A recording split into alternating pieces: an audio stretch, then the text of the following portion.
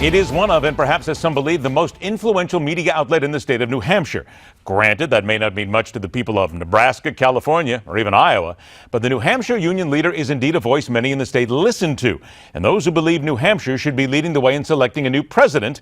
Imagine the surprise to some when the newspaper this weekend turned out a hearty endorsement for Christie as the Republican POTUS nominee. No matter his low standing in the polls, the New Jersey governor simply will not just fade away.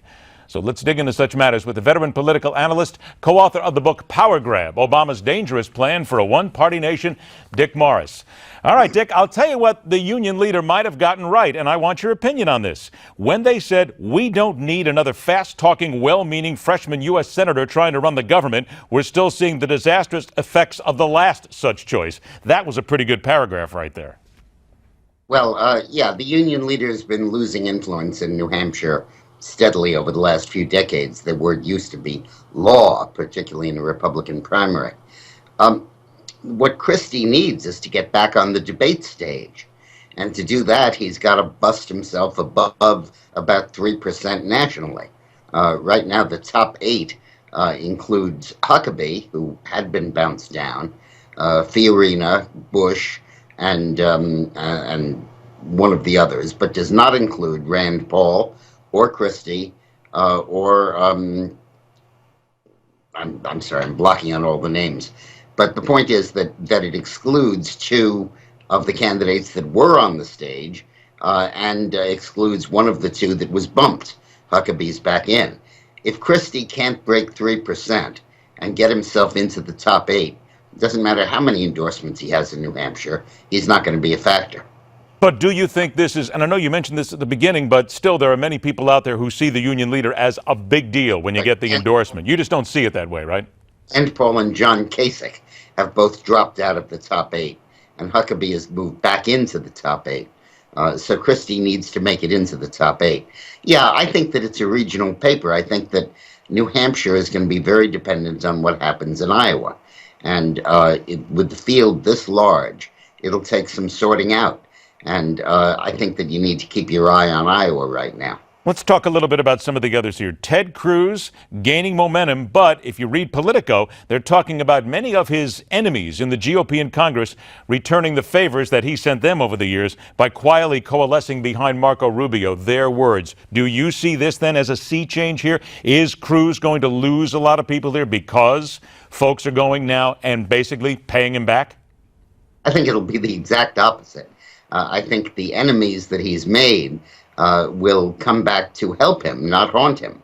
I think that if Rubio is seen as the Bush candidate, the establishment candidate, the party leader's candidate, the McConnell's candidate, he's going to be dead. There is such anger and froth and vitriol among Republican primary voters against the leadership of the party. That's why so many are for Cruz and Carson and Trump in the first place. And I think that if Rubio wraps himself in the establishment, he's going to really kill himself. And I don't think he has much choice because the establishment needs to be for somebody, and he's about the only one left standing. What about the article in the Washington Times where they were talking about the race shifting rapidly in the final 2 months before the caucuses? And here's a quote from David Yepsen of the Paul Simon Public Policy Institute. As in any campaign, things can and do change rapidly near the end. They're saying that forget everything you're seeing right now, basically, because as we head down to the last 2 months toward Iowa, everything's going to change. Trump won't necessarily be the leader, and everybody is in this race. Well, I think that in a 16-way field or 13-way, Trump will be number 1 because he's got about 25% of the vote that really loves him and is not about to leave him. And if the other 75 is divided 13 ways, that'll be good enough for a first-place finish. But as the other candidates drop out or are sidelined by continuously low poll numbers and excluded from the debate stage, the field is de facto going to winnow down.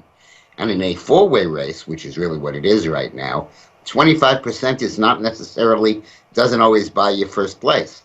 I expect Carson to continue to fall off, and I expect that it'll be Trump, Rubio, and Cruz. And the 25% Trump has, I don't think is going to drop, but I don't think it's going to grow either. And I think Rubio or Cruz or both could leapfrog ahead of Trump and Trump could be running third. If that happens, look for a rapid deterioration in Trump's vote, because I don't think that his candidacy could weather being third. I only got 15 seconds left. A poll we just showed had Ted Cruz just 2 points behind Donald Trump. In your opinion, one-on-one, mano-a-mano, can Ted Cruz beat Donald Trump?